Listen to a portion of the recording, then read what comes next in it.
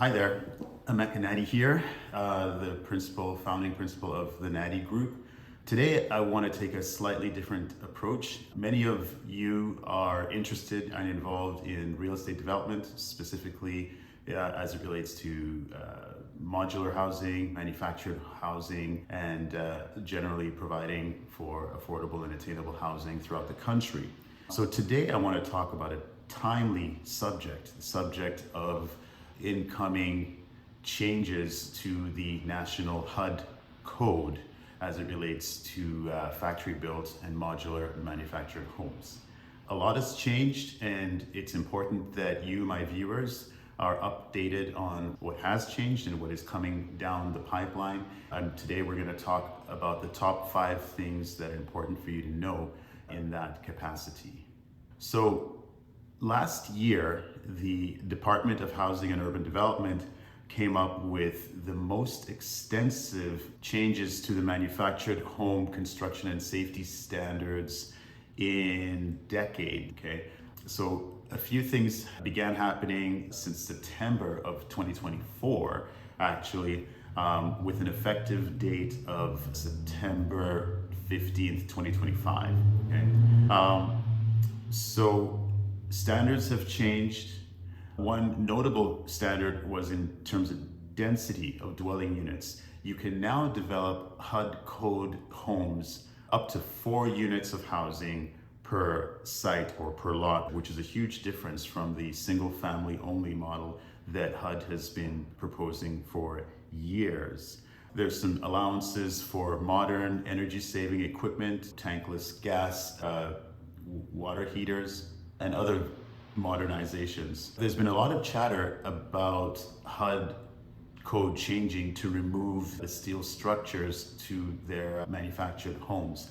Now, just to be clear, the legislation has not been approved yet for the removal of these steel frames, but that is something that we'll talk about later in this video and something for you certainly to keep in mind. The 5 big changes and how they impact you are as follows.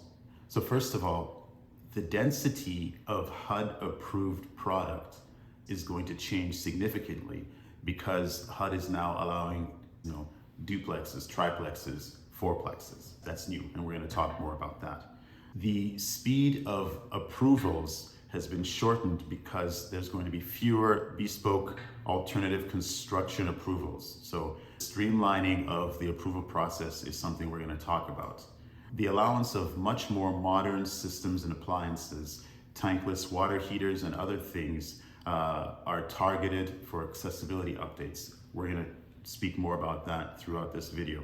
And the 4th thing is that with installation and safety clarifications, the authorities having jurisdiction and the approvals therein will be reduced significantly. So again, entitlements and approval processes will be streamlined with some of the new HUD changes.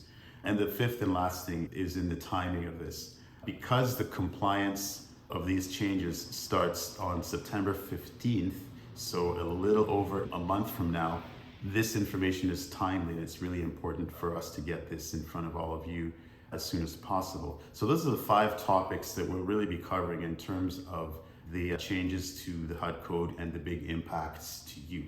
When we talk about the density and product mix that has been expanded with the updates to the HUD code, you can now purchase factory-built product, not just as a single housing unit, but duplexes, triplexes, and up to fourplexes that are HUD code approved and ready to be put in. So the impact of that has many, many different streams. So first of all, if you are a manufactured home community owner or operator, you can take some prime property, some prime premium pads, and reconfigure them with up to 4 units per pad. In terms of if the location is really attractive or in high demand, you can multiply significantly the number of leasable units you have on those pads to lift your overall pad yield without jumping to a site-built solution. There might even be a potential cap rate uptick per pad if the NOI increases. So The only caveat there is you want to watch out for road widths or parking covenants that might restrict you, but otherwise there is a potential 4x uplift on density as an MHC owner operator. Now, if you're an infill developer, just think about the advantage of slotting in HUD-code compliant triplexes or quadplexes wherever the local zoning allows multifamily.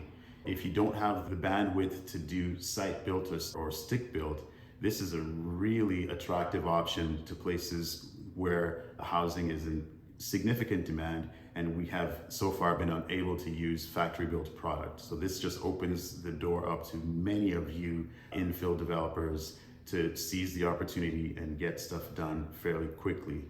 Likewise, if you're a subdivision developer, you can phase some of your early sort of street and utility runs to accept multiple product types. So not just single family, you can phase your early land development deals to accept single section and small duplex, triplex HUD products to speed up your absorption or your access in the entry-level phases. You can even combine fee simple lots with condo mapping to really not just increase your density and increase your yield, but to broaden the product offerings to capture many different aspects of the market.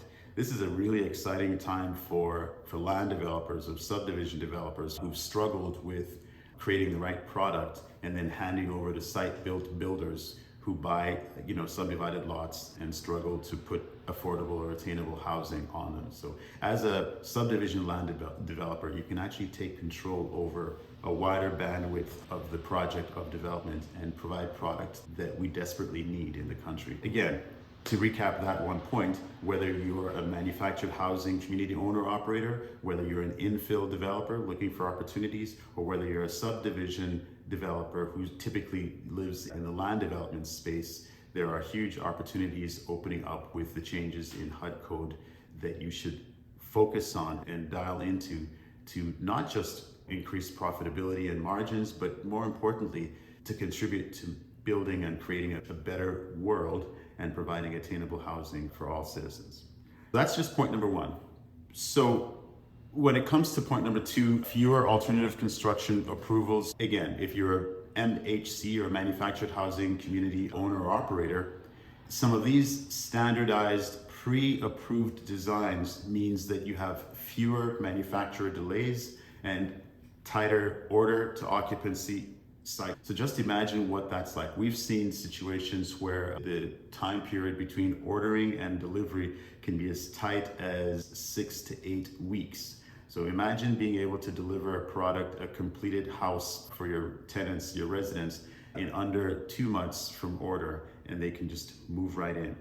And with the HUD code being approved, to allow this to happen, there's a lot more opportunity for you to get people in homes that are attainable a lot quicker. Likewise, if you're an infill developer, that is, there's less variance risk at the plan check if the unit is already conformant under the HUD code standards or other pre-approved standards. So the standardization of these units and these models, not just as single family homes, but duplex, triplex, and quadplex building types, means a much smoother approval and entitlement process even for infill developers. This is a very exciting time. And similarly, if you're a subdivision developer, then it's a lot easier to replicate one approved spec across an entire phase. You can change things up for exterior fit and finish, or roof color, or roof pitch, or certain details like porches or attached garages. But generally speaking, being able to deliver a small handful of HUD code approved unit types in your subdivision project, or being able to highlight these at the point of land development, is such a game changer. You can actually plan out your entire subdivision and specify what units go on what lots from the get-go, and just watch the subdivision get absorbed like nothing else. And when you tie that to guaranteed delivery times and quality control times, this is something that will make subdivision development as we know it a lot more efficient. Getting rid of some of the loopholes in terms of the approval process And standardizing specifications using HUD-code is hugely advantageous regardless of what kind of developer you are. Now, listen, Nadi Group stands here to help you through any of these pieces or any of the aspects of these changes that you might need some support or some help with. Just as a reminder, we're urban designers, architects, landscape architects, and land planners, and we do specialize in factory-built, manufactured, and modular home and community development. If you need help in any aspect of your project, whether again it's a manufactured home community, an infill project, or a typical subdivision development, please feel free to reach out. You can actually connect with me on the link below, and we would love to help you out. We can start from concept design and carry you through all the way to building a solid financial model and doing some of the early pro forma modeling for you in support of your project. The third thing with these changes to the HUD code are that HUD has finally got caught up with modern appliances and other systems that we typically only find in site-built or stick-built housing, which is a phenomenal win. So if you're a manufactured home community owner or operator, just imagine what it means if you have tankless water heaters or other modern technological systems within your homes. Think about the impact it's going to have on lowering your utility loads and maintenance, enhancing better resident satisfaction, creating more accessible layouts within the homes to widen, for example, and support your seniors and disability market. Like, these are all things that are possible with this update. Just imagine and consider the metering and resale positioning for some of these homes within your community. Very exciting stuff. If you're an infill developer, obviously, when you're competing with site-built and stick-built development or construction, the energy-savvy equipment, plus the compact mechanics that go into some of these HUD products will really help you thread a tight service and create thread through tight service spaces in your housing product. You can even get into marketing sort of green, or sustainability in your infill product, using some of these hyper-efficient, technologically advanced systems. So just to recap, whether you're a manufactured home community owner and operator, or an infill developer, or a subdivision developer, the changes to the specifications on systems and appliances within the updates to the HUD code mean some significant opportunities for your development and your share of the market. Certainly stuff that you want to pay attention to and you want to make sure you take advantage of. Point number 4 has to do with the authority having jurisdiction. So, most authorities having jurisdiction, whether it's the municipality or the county or the city, will accept and defer to HUD code requirements, HUD being the national standard. So now that HUD is actively updating these standards, you can imagine that if you're an MHC owner-operator, for example, the updated installation guidance will help with things like wind or seismic or flood arguments at the permitting and inspection level, because now we're dealing with a national code that addresses all of these things nationally versus having to sort of struggle with local authorities having jurisdiction or local jurisdictions. This is especially true in coastal or high wind markets. So this points to you having fewer red lines of your permitting, or less red tape essentially at the MHC level. Very similarly, if you're an infill developer, there now becomes a much cleaner interface between Part 3280 product and local foundation or utility tie-ins. There's less wiggle room in terms of the interpretation and the battles that come with, well, we're interpreting the code this way versus what you're proposing here, when everyone signs up and uses a national HUD code. So as an infill developer, you can point at the national HUD code and the changes therein, and that should really smoothen your process and reduce any friction with any local authorities having jurisdiction. And likewise, if you're a subdivision developer, you can actually pre-standardize the foundations and anchors across the entire subdivision. Just imagine what that means as a land developer doing a subdivision. You can actually enable what I'm going to call a true assembly line fashioned sets and tighter construction schedules and draws when you're developing this way. You know what to expect, you know what's going on every single lot. You can set up or even pre-construct the foundations or the bases and order just-in-time delivery for the actual homes across an entire subdivision. This really streamlines the process and starts to get us to a place where we're really beginning to experience and see the opportunity that factory-built or modular housing brings to the market. This is great stuff, and I really want to make sure that my viewers are aware of some of these changes. The fifth impact point really that I want to talk about, the fifth and last, is strategic timing.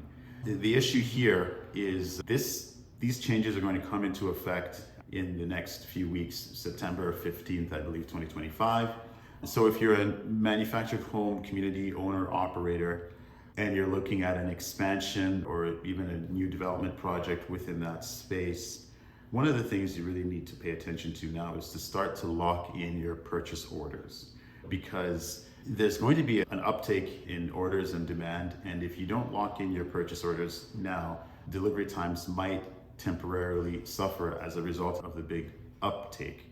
As you're doing that, plan your capital expenses and pad work to receive these HUD compliant homes in a timely manner right after turnover. So pay attention to that. It's exciting stuff, but you really want to put your ducks in a row moving forward at this point.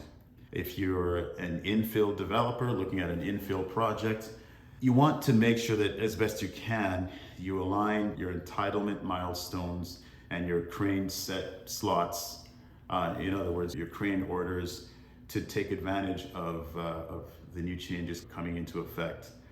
Again, this is great news for all of your industries overall, but in the immediate short term, there may be some impact on delivery times and capacity of the industry. I fully expect the industry to pick up and absorb the demands over time, but at least initially, there'll be some things you need to watch out for in terms of timing delivery. And lastly, if you're a subdivision developer, similarly, there's things that you want to also pay attention to. You might want to, for example, update your design books, your homeowners association guidelines. You might want to update certain marketing collateral and things like that, so that your new sort of HUD product, including the duplex, triplex, quadplex units, are saleable from day one. So those are some updates to your cataloging that you'd need to maybe take a look at. So those are sort of things that we need to do as an industry to respond to what's happening with HUD. So the 5 big takeaways or impacts based on the HUD changes include a change in density predicated by the product mix expansion in HUD. That's number 1. Number 2 is you're going to see some reductions in alternative construction requirements and approvals, basically streamlining things. That's number 2. Number 3, HUD has allowed for a huge modernization in systems and appliances that go into these homes. So make sure you take advantage of that. There's an excellent marketability of these new homes, and certainly excellent uptake for new buyers and tenants. Number 4 is the installation and safety clarifications, and how those installation and safety clarifications will reduce any friction that comes from the authorities having jurisdiction. So you want to take advantage of those changes to reduce friction at the approval point. And the 5th one was pay attention to the strategy of timing. The timing of these changes and when they come into effect will have an impact on your business. So make sure you take advantage of the opportunities therein. Having said all of those things, in summary, there's a few things that, if I were you, and many of you know me, and I know many of you, if I were you in this space, there's a few strategic moves I would make. One, for example, is if you have the opportunity to run a kind of a pilot, I'm going to call it a HUD-plex, but a pilot project with 4, maybe 8 units, multi-unit projects within your manufactured home community park. Just run that, test the market, get a really good handle on what the financials look like and what the experience looks like and what your tenants and your clients are saying. Another thing I would do is I would pre-coordinate with any of your local authorities having jurisdiction in your municipalities, your county, and show them, bring them some of the product cut sheets or renderings and discuss what this might mean for the local jurisdiction. And as I've said before, a third thing that I would do strategically is start to lock in orders or factory allocations. So wherever you are in the country, I'm sure that many of you have relationships with builders or manufacturers. Start early to have that conversation about what their capacity is and what their opportunity to either customize, to design queues that you really have in mind, while still achieving deliverability and timeliness for your project. So pay attention to that as well. And the last thing that I want to talk about is something that might need some clarification.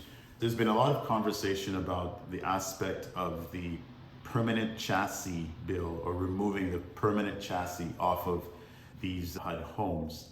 Now, the removal of the chassis as of today has not been an approved part of the HUD-code updates. In other words, the homes still have to sit on the steel chassis or frame that they come with. This is something that many levels of the industry have been actively lobbying for, and it's been submitted, but it's still an outstanding piece of HUD-code updates. However, there's been a lot of forward motion, a lot of forward momentum on that one aspect. So strategically, I would encourage you to stay tied to that and keep your finger on the pulse, because again, it's not a question of if, I think it's more a question of when that bill gets approved, there's going to be some significant changes in the market, in the industry. And you want to be ready for that. You want to know what that means for you in your business. Again, whether you're a manufactured home community owner, whether you're an infill developer, or you're a larger scale subdivision developer. These 4 strategic moves are things that I would do, and I encourage all of you to pay attention to. As many of you know, Nadi Group has the position and the passion to create a better world, to design for a better world. And in my opinion, the updates to the HUD-code have been long overdue, and certainly something that is positive for the overall industry. The shortage and the crisis in sort of housing delivery and affordability throughout North America, Canada, the United States, and even Mexico is something that's been tracking for a very long time. While I'm hugely excited, I am a big fan of these updates. I think HUD could have gone even further, and I still expect some further updates to happen in a timely fashion and not over the next decades. But these updates are really good news for our industry overall. And I'm excited to work with you guys and make some real impact in terms of community development and providing housing across the country.